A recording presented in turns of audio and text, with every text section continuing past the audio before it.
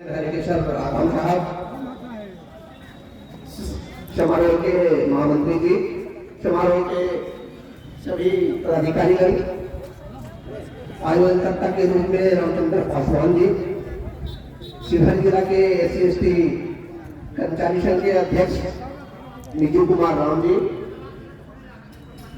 इस सभा में उपस्थित हमारे समाज के बड़े बुजुर्गों, माताओं, बहनों, बच्चों, भाइयों, जैसा कि अभी विपुल वक्ता भी बहुत सारी बातें हमारे महापुरुष के बारे में बताए।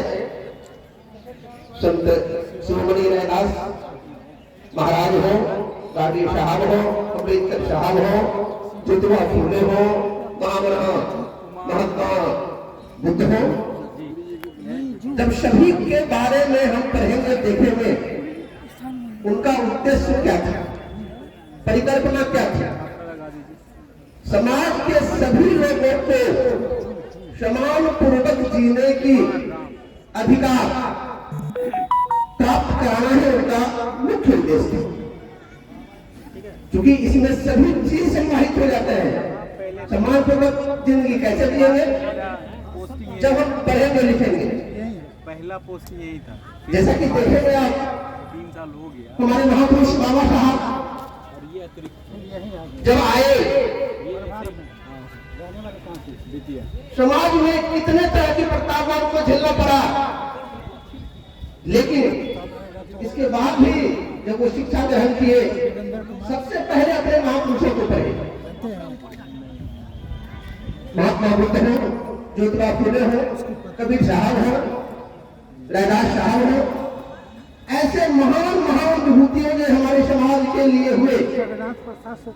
सबका उद्देश्य ही समाज सुधार करना ही काम था, समान पूर्वक जिंदगी जीने का अधिकार दिलाने का काम था।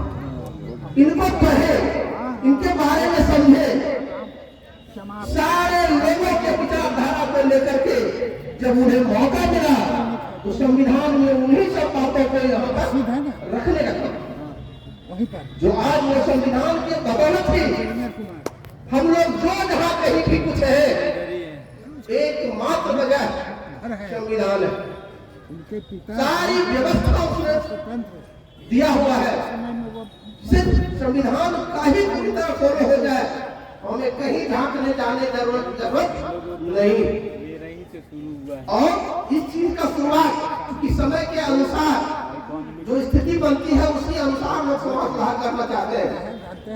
यही परिस्थिति क्योंकि उस समय भक्ति काल चल रहा था, तो हमारे शिरोमणि ने भक्ति रस के तरफ को जोड़ते हुए समाज सुधार कैसे हो, इस पर बहुत सारी काम किए, बताए, समाज को जगाने का काम किया।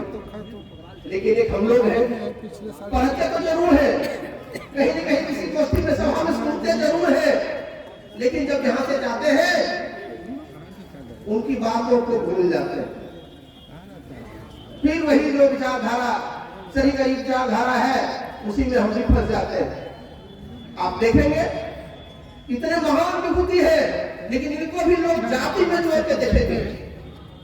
क्या तो जमात थे, महार थे, गोभी थे, वगैरह वगैरह वगैरह जोड़ करके और फूट डालने वाले लोग हैं, हमारे बीच में आपस में बटवारा करने वाले लोग हैं, कराने वाले लोग हैं, वही इस चीज को और इसको जो है हम लोग भी तोड़ने का काम करते हैं।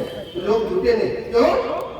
जब संविधान में व्यवस्था हो गई है और बाबा साहब भी कहा करते थे हमें इस देश के शासन में भागीदार यानी शासक बनना है, और शासक बनने की सारी व्यवस्था संविधान में नहीं। पहला उसमें है वोट का अधिकार। जिस दिन अपने वोट का अधिकार अच्छी तरह समझ जाएंगे, हम उस दिन याचक नहीं रहेंगे, शासक होंगे। बाबा साहब का यही दिया हुआ मंत्र है। ये कैसे होगा? पहले हम पढ़ेंगे, बच्चों को पढ़ाएंगे, समाज के लोगों को पढ़ाएंगे, उनके लिए जगाएंगे। अब रह गई बात पढ़ने, खाली अपने पढ़ने की बात नहीं, उस संविधान में उनको पढ़ाने की व्यवस्था दी हुई है। कोई सरकार हो व्यवस्था करके एक यहाँ के नागरिक को पढ़ाने का, बिकाऊ जी शिक्षा का, रोजगार का नहीं, देने की वो बात बोले नहीं। सर चलिए। आप देखेंगे 19 में आया। समय समय पर फिर कोरोना आ गया, फिर बहुत तरह के मसीले कहे जाते हैं, मैं किन्हीं दल, किन्हीं पार्टी का नाम या किन्हीं व्यक्ति का नाम नहीं लेना चाहता हूँ। कभी नारा आएगा, कसीदे कहे जाएंगे, रोटी कपड़ा और मकान। कभी आएगा गरीबी मिटाओ, कभी तो उससे भी बढ़ के बहुत सारे चीज की गारंटी देने की बात हो। तो मेरा इसमें मानना है, यदि गारंटी ही देना है तो सम्मान पूर्वक जीवन जीने का गारंटी दो। वो मेन देश के सभी नागरिकों को सम्मान पूर्वक कैसे जिंदगी दिया जाए, इसकी गारंटी होनी चाहिए। और ये गारंटी तब होगी जब हम अपने अधिकार को समझ पाएंगे। अधिकार समझेंगे कैसे? पहले कहेंगे, समझेंगे, जो कुछ लोग कहेंगे उसका अमल करेंगे। ऐसा नहीं कि यहाँ सुने और चल दिए, भूल गए यही। तो जब तक ये हम नहीं अपने अधिकार को समझेंगे, अपने महत्व को अच्छी तरह से जानेंगे, उनका उद्देश्य क्या था, तब तक शायद ये संभव नहीं होगा। कैडर भी है, यही कारण है संख्या में हम बहुत है, लेकिन अलग अलग अलग जगह बटे हुए हैं। तो पता चलता है कि हमारे लोग कहीं जाके गिराना पड़ता है। जो काम हम खुद कर सकते हैं सत्ता में रह करके, वो काम हम किसी के यहाँ जाके मांगते हैं कि हमको दीजिए, कर दीजिए, हमारे लिए करिए, नहीं कर पाते। अभी आप देखे होंगे हाल में सभी लोग पढ़े लिखे हैं, सुप्रीम कोर्ट में एक मामला चल रहा है शेड्यूल कास्ट में वर्गीकरण करने का, यानी उसमें भी बंटवारा कर दीजिए। ये बहुत बड़ी साजिश है और इसके लिए सरकार जो है वो मांग रही है कि उनको पावर मिले, कम करे। जो वही चाह रही है कि फिर वही वर्गीकरण करके जब उनको बांटे, लोग बटे रहेंगे, एक होंगे नहीं, इन पर शासन करते रहेंगे। तो चूंकि बाबा साहब ने अपने महाविभूतियों को पढ़ के समझ के उनके विचारधारा को संविधान में दिया है और संविधान ही हम लोग को सब चीज देता है, इसीलिए मैं उनके लिए कहना चाह रहा हूँ, सब लोग समझ ले, न रब ने दिया है, न रब ने दिया है, न सितमगर ने दिया है, जो कुछ भी दिया बाबा अम्बेडकर ने दिया है। यदि बाबा साहब को हम लोग अच्छी तरह समझ ले, अपने महान विभूतियों को समझ ले, जिसमें कैलाश साहब भी है, गार्गे साहब भी है, ज्योतिबा फुले भी है, महात्मा बुद्ध भी है, सारे लोग हैं, हमारी सारे समस्या का निदान हो जाएगा। कहीं हम लोग को भटकने की जरूरत नहीं होगी।